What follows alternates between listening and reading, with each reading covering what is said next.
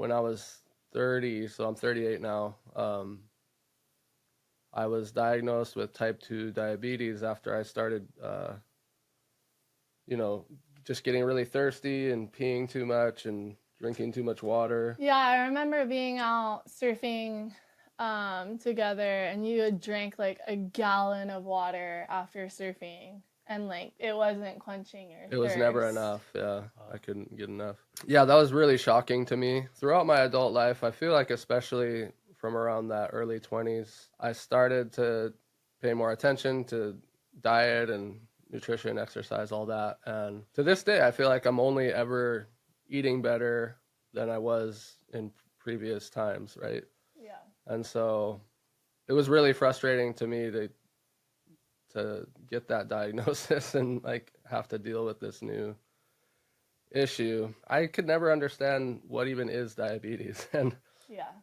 to this day it's still kind of confusing. But I didn't treat it like I do now because I thought I had type 2, and I thought it was an early enough diagnosis or whatever. Or maybe if you just nip it in the bud right away with proper diet and exercise, you don't need to be on insulin or whatever it is. So yeah, maybe I should have seen way more doctors, or I might have treated it a lot differently had I known. Because ultimately I got a type 1 diagnosis, which is not nearly as common with adults. So you were being treated for type 2 though for a while. Yeah, like they were or giving you were me trying to heal yourself. they were giving me metformin, which is a pill, and it was never that helpful.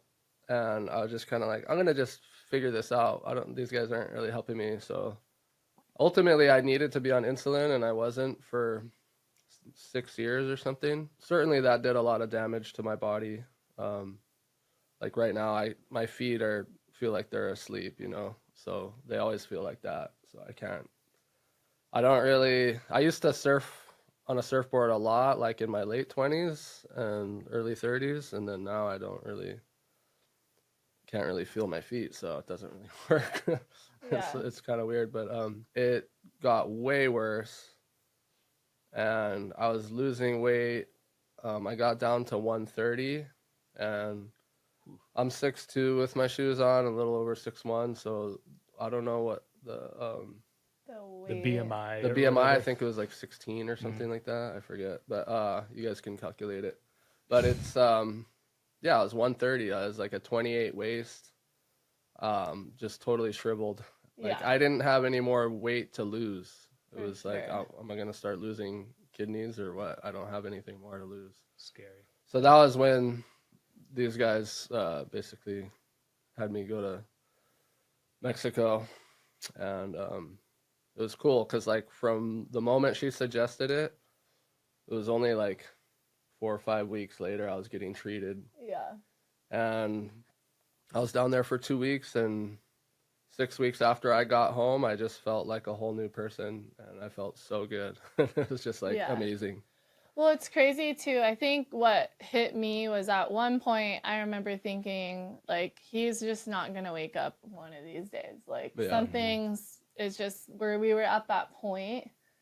Like paint the picture too, like just seeing you as a dad and uncle with the children, always taking them surfing. You always had someone on your back, and just like so full of life and energy. And then just to see it, like to paint the picture, like just dwindling, and like just having like sit on the beach or like stay at home, and like it was awful to see you kind of just your life was kind of being sucked away from you.